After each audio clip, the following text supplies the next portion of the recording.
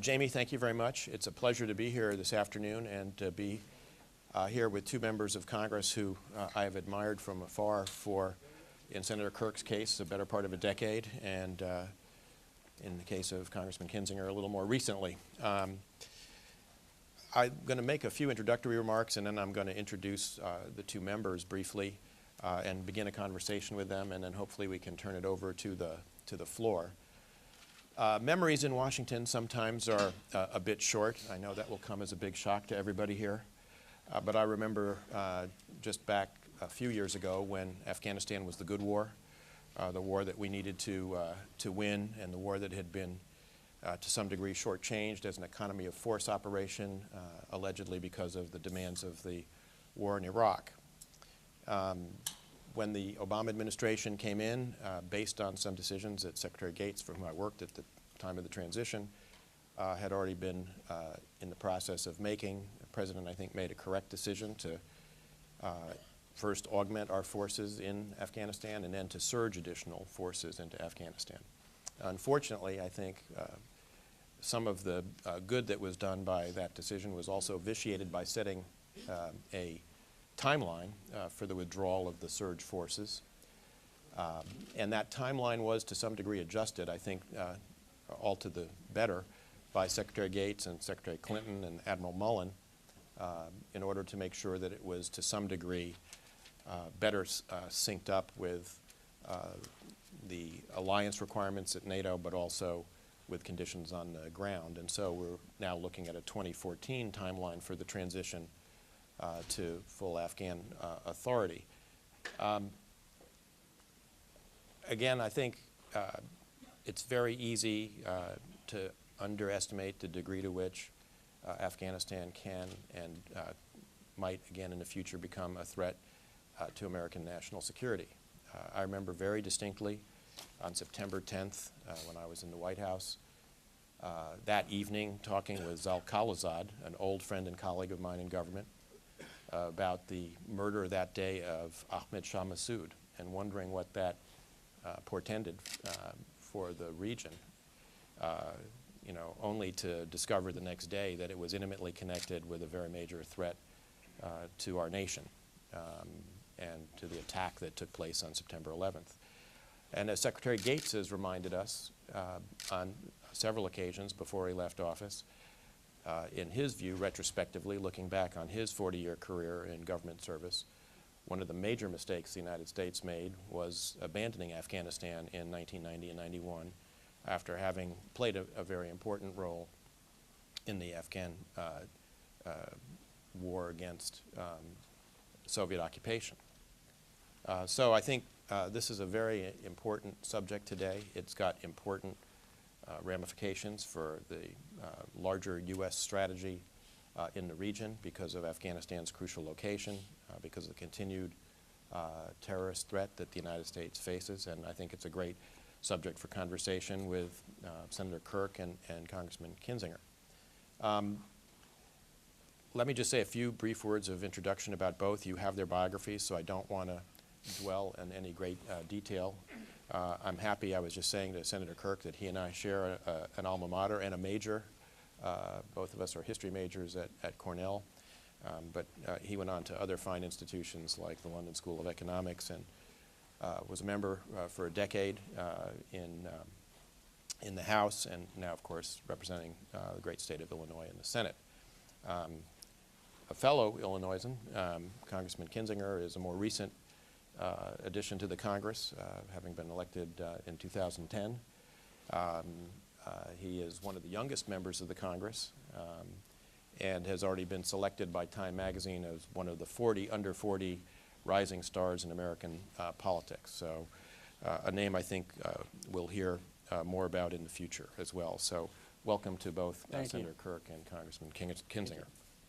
Let me start the discussion, if I could, Senator Kirk, by asking you for your sense of what the response in the region is likely to be to the 2014 deadline and to the reports we see of an accelerated timetable for withdrawal, perhaps moving up some of the withdrawals, and reports we see that General Allen, by the way, a great general officer who once worked for me in the Office of the Secretary of Defense, that General Allen has perhaps been asking for a larger force than what the White House is inclined to allow him to have in Afghanistan. Right now there's a vacuum, and the vacuum is being filled by the Haqqani network and the ISI that is now probably the #1 danger to a U.S. combat power, to NATO, and to the Afghan government. My hope is long-term we think outside the box, and we encourage India to have a military relationship with the government of Afghanistan, that they then move into that space, that they are a status quo power. It has not made sense during the Cold War for the two largest democracies to not be military allies, and that the United States, in order to preserve the gains that have been made, does find a stable partner with long-term interest and, frankly, money to put on the table to make sure that a Haqqani coalition government doesn't eventually take power in Kabul. Congressman Kinzinger, you recently gave a terrific speech on the floor about the stakes for the United States in Afghanistan. By the way, I commend it to those of you in the audience. You can find it on YouTube. But would you want to comment on this, in front of this group? How do you see the stakes here in terms of what happens in 2013, 2014? Well, I think where we have some concern is we're losing, I think, the messaging internationally, but we're losing the messaging domestically. When you look at really what's at stake in Afghanistan, from the international perspective, we need to give a very long-term focus to the fact that we're going to have a relationship with Afghanistan after 2014. You do a couple of things in that. The chief of which is you demoralize the enemy. If the enemy, they know they can't defeat us on the battlefield. So if we can defeat them and we'll win. I mean, it's just a foregone conclusion.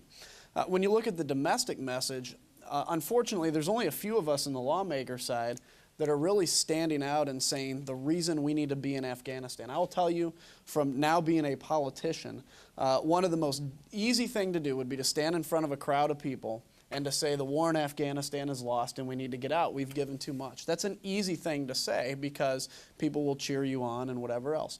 But the difficult thing is to stand up and say, we need to continue in Afghanistan and here's why. And I told the story about a lady named Bibi. Now, Bibi's 17 years old. And I get choked up telling the story, but if you see it, she was 12 years old when she was sold into slavery as payment for a crime that was committed in her family. So then they, in a way to pay back that crime, they sold her. And she was married for 5 years, was obviously beaten and treated terribly, and she did what any 17-year-old girl ought to do and have the right to do. She ran away from that relationship and was caught again by her husband. The Taliban elements in the region, in order to enact justice, forced his brother to hold her down while her husband cut off her nose and cut her ears off. She proceeded to crawl to her uncle's house. Her uncle turned his back on her. And then through various methods, she was basically taken to the local hospital where they said, you need to go to a forward operating base because we can't treat you here. And you hear the stories of the major that treated her, and he talked about the fright that was in her eyes and how scared she was. There is a human element to this story. The geopolitical aspect is very important. I'm very passionate and concerned with that, but these are real people with real lives that just want to live their lives. And so that's something that's been very much weighing on my heart, is to be able to share with people that this is a real story. These are real lives. And if we leave Afghanistan yet again, the message that we're going to send to the rest of the world is tragic. And just very briefly, I was in Afghanistan back in, I think it was May, and there was a gentleman standing on a berm with an AK-47, and it was part of this new Afghan local police strategy. And so he was securing his village, and I was talking to him through a translator, and he shared to me that just 2 days prior, his daughter fell into a well and drowned and died, obviously. And he was standing out there still defending his village despite being 2 days away from losing his daughter. These are people that are committed to the security of their nation, and we ought to be just as committed. Because both of you have served in Afghanistan, I wanted to ask you about your view of what the appropriate relationship between the commander-in-chief and the commander on the ground is with regard to the size of the force. I asked earlier, and Senator Kirk talked a little bit about the drawdown and also the timeline. But we see these reports that General Allen may have a view, others may have a different view of what size force he needs. Commander-in-Chief ultimately makes the call. President Bush, obviously, in 2006 and early 2007, overrode military advice in order to put the surge force into Iraq. What, in your judgment, is the proper relationship, both in general terms, between the Commander-in-Chief and the Commander on the ground, but specifically in this case in Afghanistan, in terms of the size of the force? And I'd like both of you, if you would, to comment on that. In the end, the Commander-in-Chief is the decider, as the previous occupant of the White House would say. I think the most appropriate role to define his impact is to define the mission and where we go. Adam and I both represent the state of Illinois. And when people talk about the Afghan mission, I bring it home, as we all should as elected leaders, and say that we represent a number of families who have someone working in the tallest building in North America, the Willis Tower, a regularly oft-mentioned target by the Taliban and Al-Qaeda.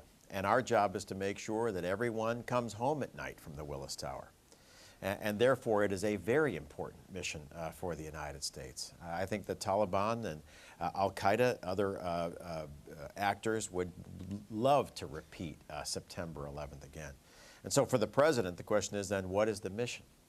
Is this mission an over-the-horizon counter-terror mission, which I would regard as ineffective and something that, that we're going to see in miniature play out in Afghanistan, now that we see a tremendous drawdown and worsening of relations with the Pakistan military? Or is it something more complicated? And I would argue long-term, the United States should be prepared to do one thing and not another. We should not be prepared to deploy combat troops indefinitely in Afghanistan with frontline combat roles. We should, for the time being, be prepared to handle the costs of an Afghan security establishment that does that, which will run, between $10 to $15 billion annually. But this is the cost of making sure that we always play away games in the war on terror, not a home game. I'll add to that, too. I think in the general public, there's this perception, of course, that we've been at war in Afghanistan for a decade and it's time to come home. But the big thing to keep in mind is we've really been fully committed to victory in Afghanistan, with the amount of troops, I think, necessary to take back land and hold it for only maybe a couple years, arguably.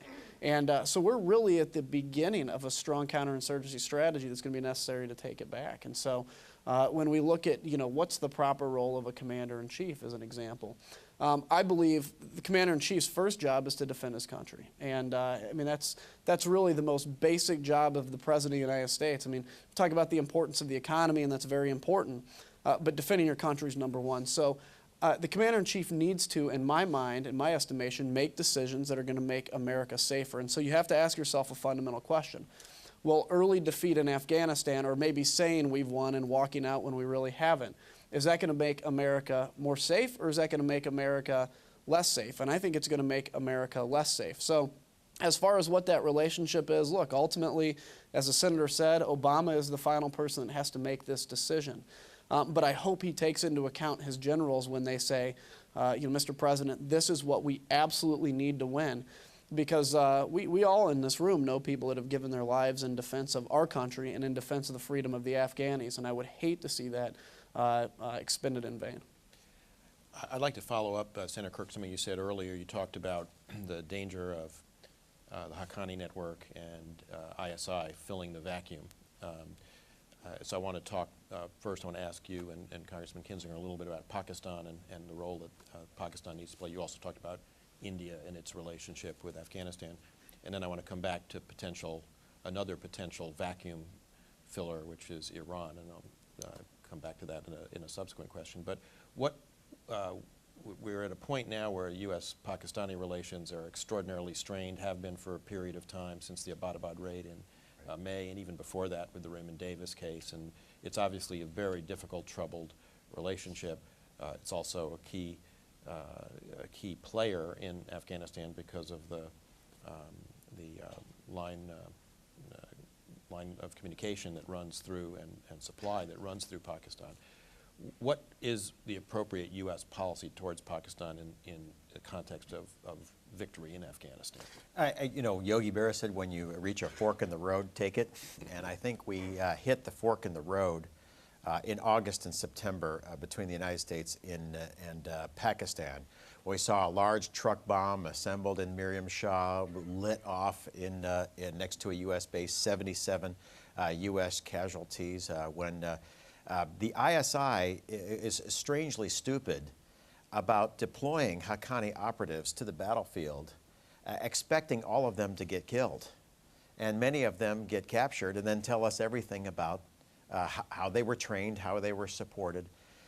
They have made a unique decision to cut loose from the West, still expecting maybe $1 billion or maybe a little bit less from the Congress in assistance, while being able to support terror and undermine the long-term government. And my sense of the Senate, probably the House, is that we're ready to take that fork in the road. We're ready to side with India, to cut off the ISI. I'm pretty disappointed that Hussein Haqqani, the ambassador here in Washington, was removed because I think he was truly representing the elected government of Pakistan, which I think is the long-term future of that country. Pakistan, as a political entity, has the brightest future if civilians run it on behalf of the Sindhi and Baluch, etc., middle class of Karachi and Lahore and Islamabad, not a clique of sort of South American-style military rulers that are currently in charge of the ISI. And it appears to me that you know, the Pakistani horror story of us siding with India should now evolve. Pakistan has decided we're leaving. Pakistan has decided that they can cripple the civilian government. I'm pretty concerned that President Zardari is really sick right now and unable to exercise a lot of physical force necessary for a big political contest, and is on his way. And for the United States, we need a stable party in the region who has a status quo, pro-civilian, anti-terror interest, which I would say is India. And in many ways, this is the ISI horror story, but I would say they picked this, and we should now arrange that fate for them.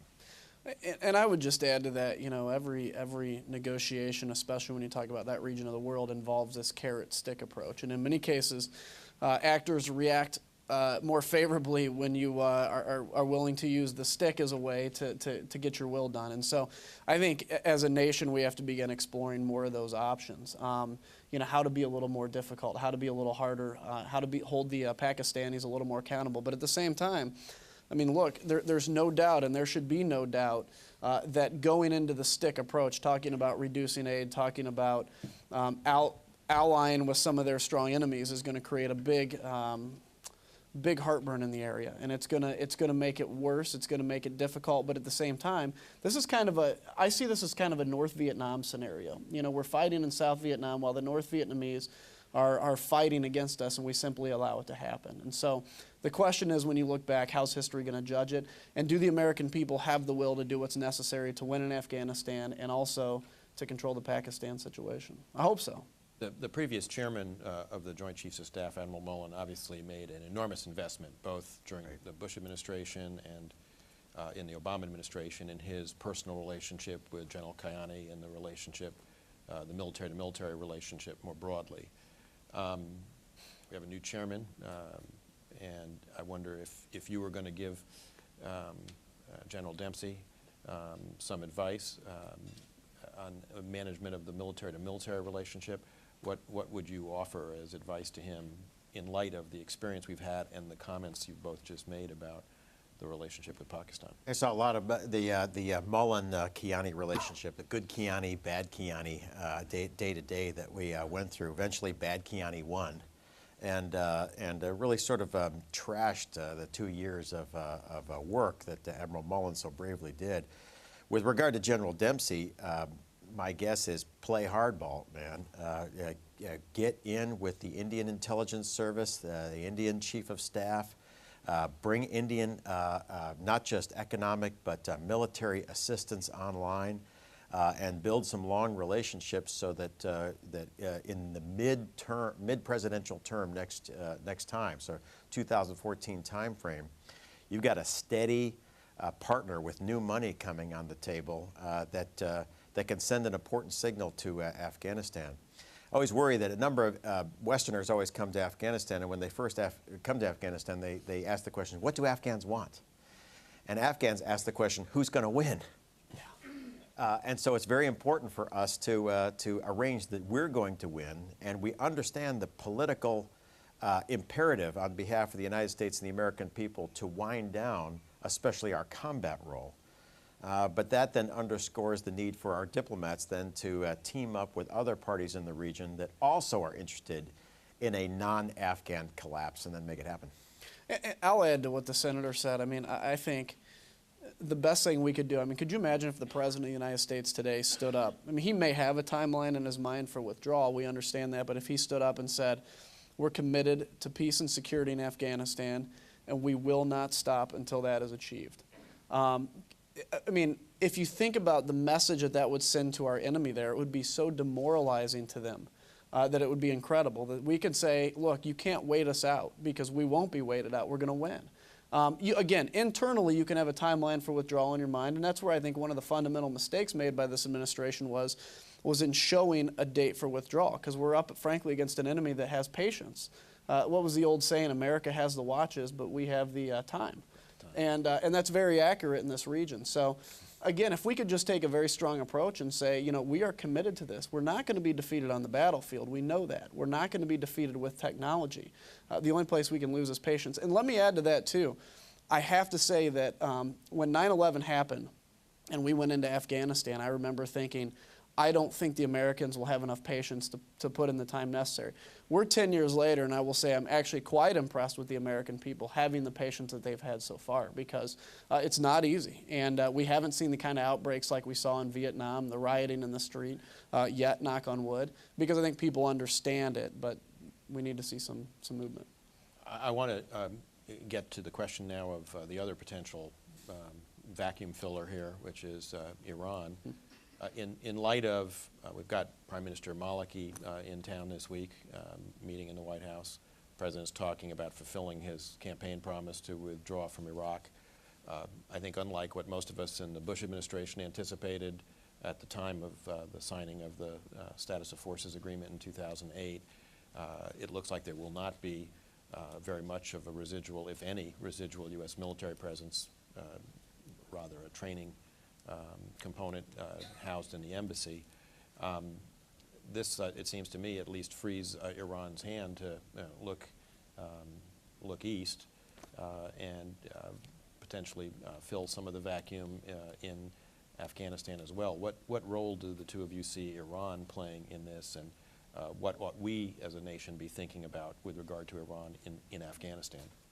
I think Iran is on a roll right now, so it has a tremendous political opportunity in Iraq and exercising leverage there.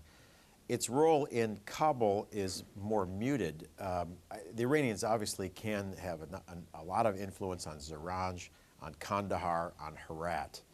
But I think the question in Kabul now is, after 2014, do we work for the Haqqanis or do we work for someone else? And so Iran is a bit player in that battle because the ISI is so overwhelmingly dominant. Iran in general, I mean, obviously it's a very scary situation. You know, I think we've missed an opportunity with Iraq. Look, I don't think there's many people that with a straight face don't believe that had we actually played a little hardball, we could have left a residual force there after 2011. This gave the president an opportunity to say, we tried, you know, now we're out. And so the blame can be shifted to the Iraqi government if stuff kind of goes awry. But I think leaving a residual force there would have been important for a couple reasons, not just to maintain some sense of stability in Iraq, but also to have folks right there on the border of Iran for whatever could happen, whatever could go wrong. You know, that's countered with saying, well, we're going to have increased troop presence in Kuwait. Yeah, but if you take troops in Kuwait and move them into Iraq, that's called an invasion. That's not called, you know, augmenting a force. And so I think we've put ourselves in a pretty bad situation, but I hope I'm wrong. I hope that Iraq ends up being a great partner for peace and a strong counter to Iran. but it's a concern I have right now. One last question, and I want to open it up to everybody else. We've kind of talked about Pakistan, India, Iran. I just want to throw in two other regional players and ask for your views on that. Senator, you talked about the out-year cost of maintaining the Afghan security forces once we've made the transition, and as you say, it's going to cost money because the government of Afghanistan has about an annual revenue intake of less than $1 billion a year. In that regard, I wonder what role you see China playing here, since China seems to the degree that Afghanistan does have resources, China seems quite aggressive in pursuing them, copper, right. Other resources. What appropriate role should China be playing in this picture, and what should the United States be asking of China with regard to Afghanistan? And in Russia, one of the elements of reset, so-called, was that the northern distribution route would be open, giving us an alternative to the ground line of communication through Pakistan, diminishing our reliance on Pakistan's sufferance for supplying the force in Afghanistan. I note that Ambassador Rogozin was quoted as saying a few days ago that if the United States moves ahead with the phased adaptive approach and the missile deployments in Poland and Romania, Russia might rethink the northern distribution route. So is that what role ought we expect Russia to play here, and what should be asking Russia to do? It's tough on the reset. Rogozin has also got a major trip to Iran in January. And the administration has reported on some pretty significant offers and cooperation between Russia and Iran on missiles. Now the discussion of the second nuclear reactor there. And I don't know if there'll be any intelligence cooperation of the Iranians handing over the RQ-170. I would expect that an offer would be made of that airframe to Russia or China. Thank God we set up the Northern Distribution Network when we did, because the Pakistani network is currently, I think, suspended for the time being. That's why I think the United States diplomatically should also open up a Chinese distribution network.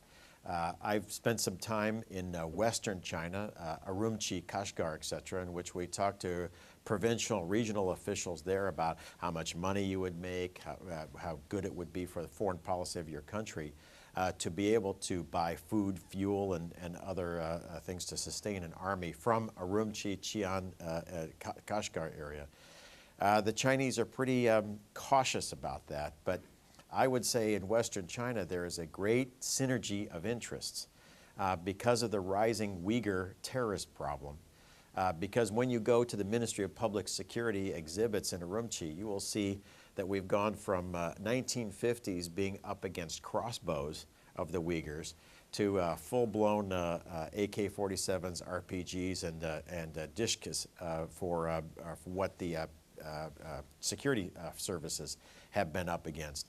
And I think I led a discussion when I was in Kabul in August between the Chinese embassy and the U.S. embassy on drug trafficking networks, because they are hauling weapons and ammunition across the border for various purposes, where U.S. DEA and Chinese public security are working against the same organization but not sharing any substantive dialogue.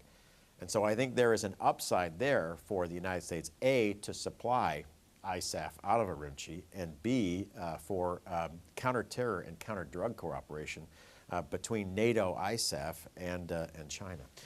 I think, just to add to that a little bit, I think one of the most underestimated threats to the future of not the future of the United States, but to our role in the world is a resurgent Russia. And I think it's something that's not getting enough attention in my mind. And, when you really see where the Russians were, what they talked about 10 years ago, to where they are today, and you see the evolution of, Russian nationalism again, and the invasion in part of Georgia and all that, I think we're finding ourselves in a situation where it's going to be important to at least engage the Russians, but understand that their interests may not, it's to come to the realization that their interests may not be ours, and understand that I think they want nothing more than a world with two leaders, and they being one of them. We've got, I think, about 20 minutes before the next panel, and And I have to roll Congressman because I Kinzinger have to go vote, but I'm has a hoping to vote. come back for the second part of this discussion. So thank you for letting me be here. Thanks. Yeah, see you, Thank buddy. you, Congressman. We have a question right here. Yes, Senator Kirk. Could you please introduce yourself? There's a microphone coming around to you. Jonathan Broder from Congressional Quarterly. Very interesting to hear your idea of a strengthened alliance between the United States and India. As you mentioned, we've reached the fork in the road with Pakistan. It's time now to throw in our lot with India. Right. Can you elaborate a little bit on what India would bring to the table in terms of resolving the situation in Afghanistan?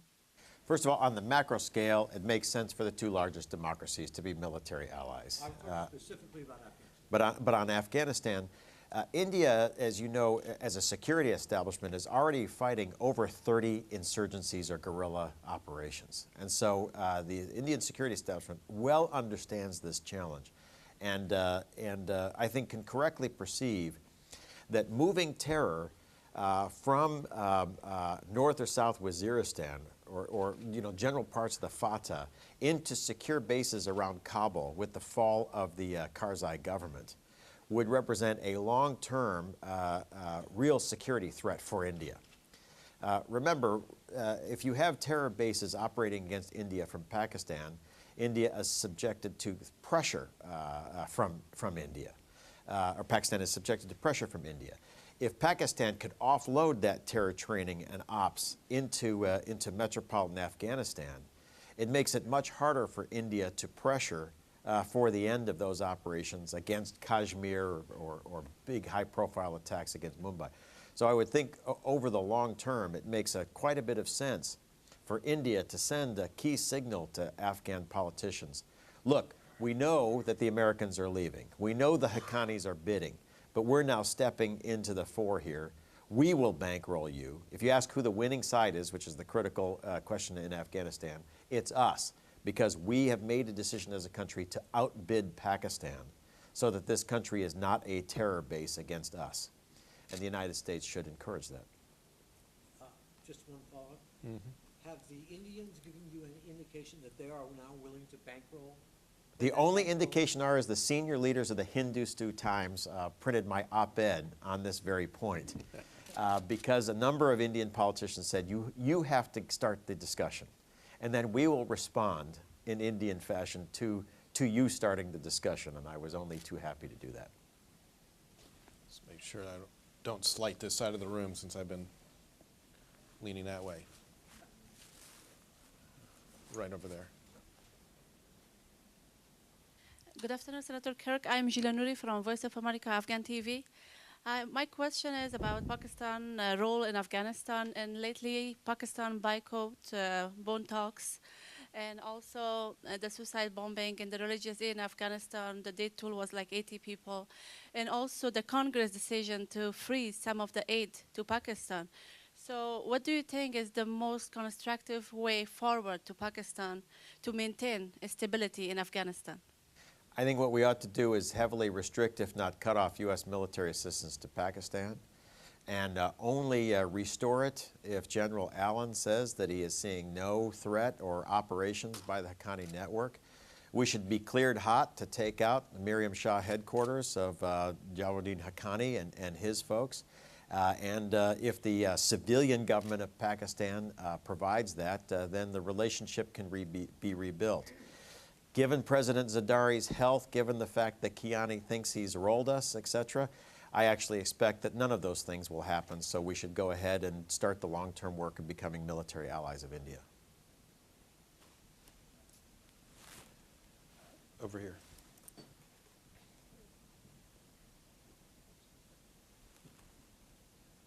This is a two-part question on Afghanistan. Could I ask you again to introduce yourself, John please? Budnick. Some of the presidential candidates and some other people feel that we should withdraw down from Afghanistan and have like maybe 10 to 15,000 special forces and drones and intelligence services. What's your feeling on that? And also with the report that came out last year about Afghanistan having like $1 trillion of natural resources, where do you think the U.S. fits in the role in addition to the other countries that want to come in? Afghanistan certainly has mineral and other wealth, but it's not worth much because everybody that you send in there to exploit it will be kidnapped, killed, or captured, and it's only worth something if the team that you send in can be safe. We see how difficult it was just to build the ring road. Your first question was? Oh, 15,000. I think obviously we can draw down long term as long as you keep a robust soft capability, high op-tempo at night, so that you're playing whack-a-mole effectively against Haqqani, Taliban, or Al-Qaeda targets. And that's obviously a much smaller number than our current mainline combat force presence. But I think the critical need is training of the ANSF and its pay. Right now, I think we're lacking about 900 NATO trainers. And I have no idea why the administration just hasn't backfilled that immediately as a U.S. commitment, because a 400,000 man ANSF is the essential ingredient, I would argue, for an exit of U.S. combat power from Afghanistan. And why we are falling short on training billets is surprising, since I would regard those as probably, next to intelligence and senior politician protection, probably the highest profile mission in Afghanistan. But if our vision is to fill all 900 billets for training, to then bring these Kandaks online to replace NATO ISAF missions, and then to understand that we're going to bankroll this for the foreseeable future because this security establishment costs $15 billion a year and the entire tax base of Afghanistan is $800 million, then you're in a very stable political environment to have a high degree of confidence that you will not see the defeat of the Afghan government and the rise of a Haqqani terror coalition government in its place.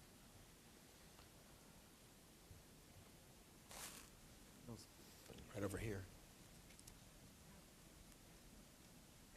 Thanks. Daphne Aviatar from Human Rights First. I'm wondering, currently in Afghanistan, there are about 3,000 detainees being held by the U.S. government indefinitely. And I wonder, one concern is that the NDAA, the most recent version of it, could potentially restrict the transfer of those detainees to the Afghan authorities. And that is the long-term goal of the U.S. is to transfer those detainees to the Afghan authorities. I guess I have two questions. One is, what do you think is the impact on our interest there of having 3,000 detainees in Afghanistan in indefinite detention? And then second, what do you think the restrictions should be, or what should be the conditions for transferring them back to Afghan authorities? I think in general the detainees should be held as long as there is a military necessity to hold them, because so many people who have been released have just gone back to fighting and wage jihad. As a senator for Illinois, then I have to call the families of the Americans killed by the people who were released and explain that back in Peoria. So it's better to hold these people for military purposes. If the insurgency collapses, all things are possible. If it means very robust, well, as long as their brothers are fighting in the field, I hate to say it, but it sort of sucks to be you, because you're still going to be locked up for military purposes.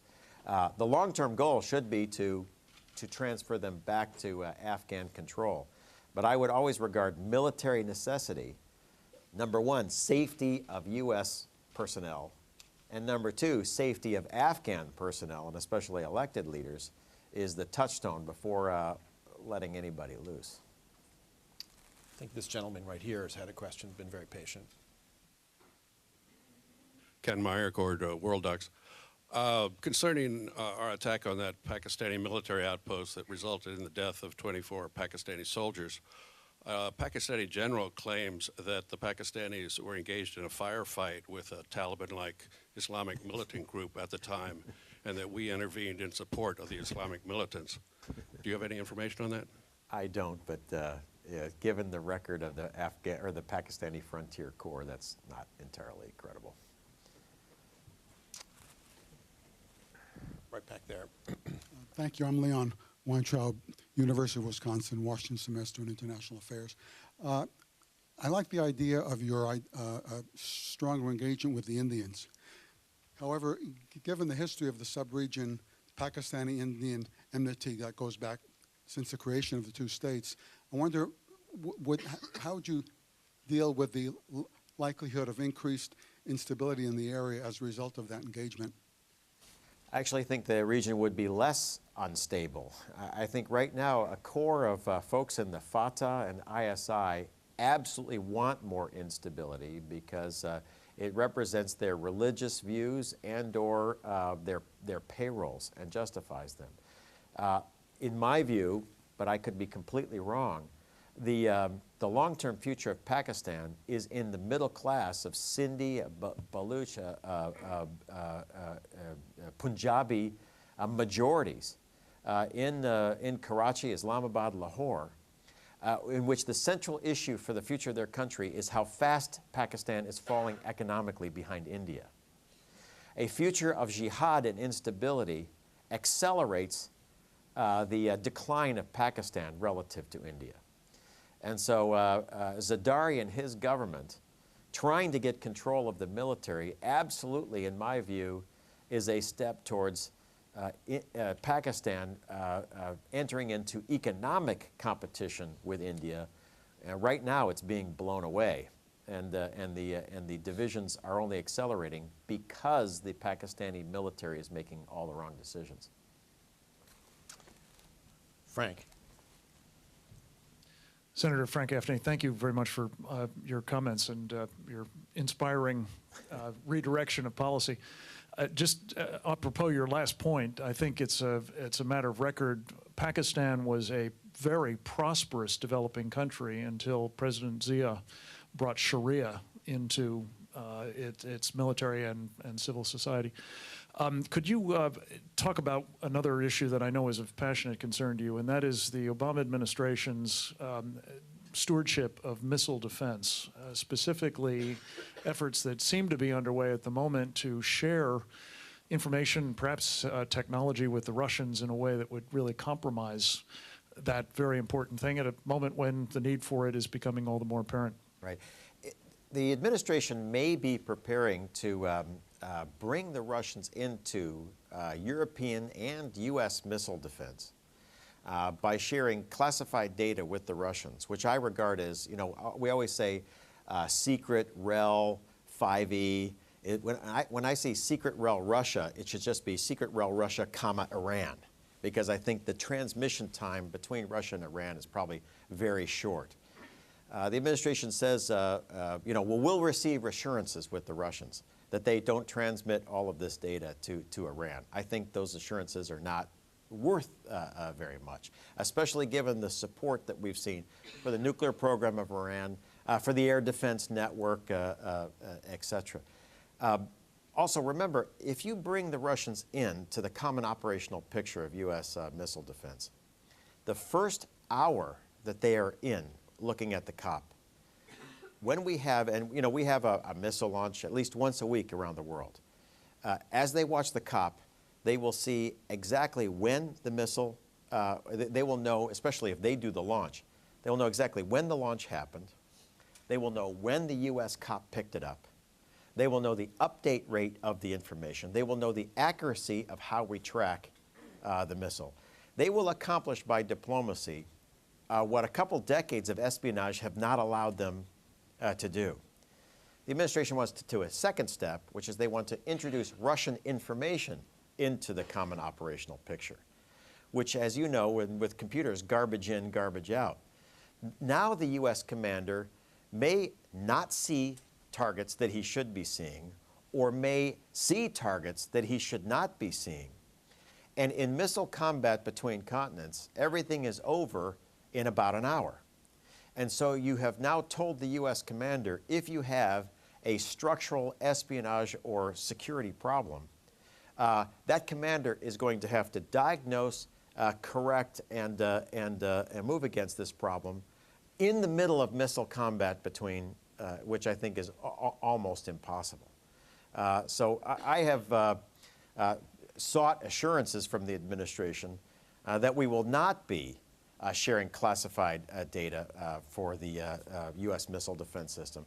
I'm particularly concerned because of Russian actions, for example, against Poland, where the Russians have said we're going to redeploy missiles to Kaliningrad to get a prompt kill against the European missile defenses. And given the comprehensive role of Russia with a number of bad actors involving systems directly aimed at U.S. allies, this is of great concern to me as to how we move forward. Given the short times in missile combat, a U.S. commander cannot diagnose and fix this problem in the time that they would inject all of this garbage into the system. I think there was a question back here.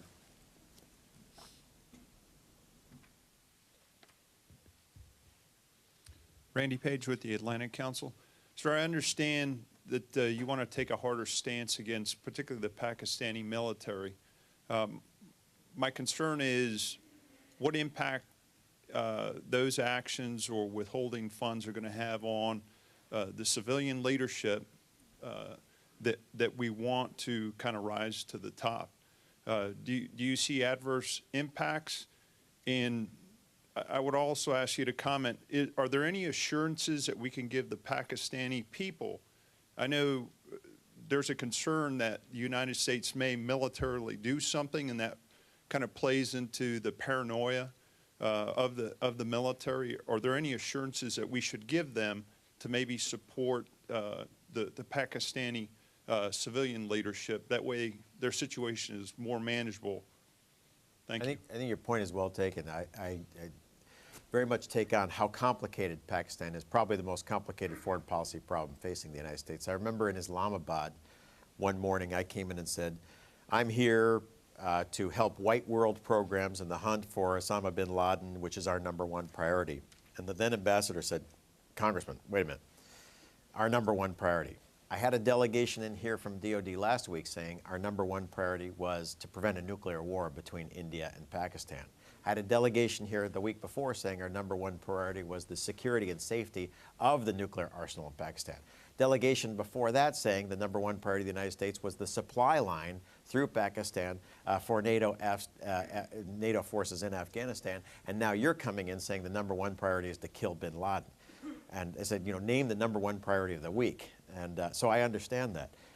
I would say that now through certainly the anti-Soviet campaign, in which we were basically allies of the PAC military for all the right reasons, and then the campaign against bin Laden, Mullah Omar, and to support the Afghan government, we were temporary allies of Pakistan and especially the military.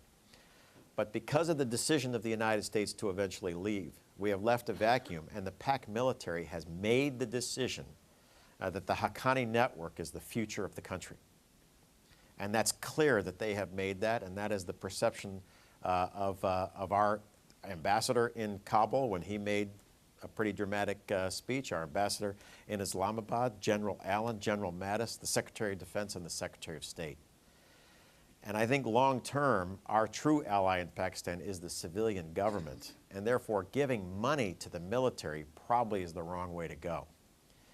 And since General Kiani is giving us no way out, especially General Pasha, we then ought to go ahead and correct another problem for the United States globally, which is our relations with the world's largest democracy got out of kilter in the late 1940s anyway. And the U.S. writ large, in competition with China, in every other probably should be a military ally of India anyway. And this is the opportunity to finally right that problem. I see that my relief, my FPI board member colleague Bob Kagan and longtime friend has arrived. I think we have perhaps time for one more question, Senator Kirk, if you would, and then we'll give way to the next panel, which will be Bob interviewing Kurt Campbell on the Obama administration's pivot to East Asia. So I think we have time for one more question.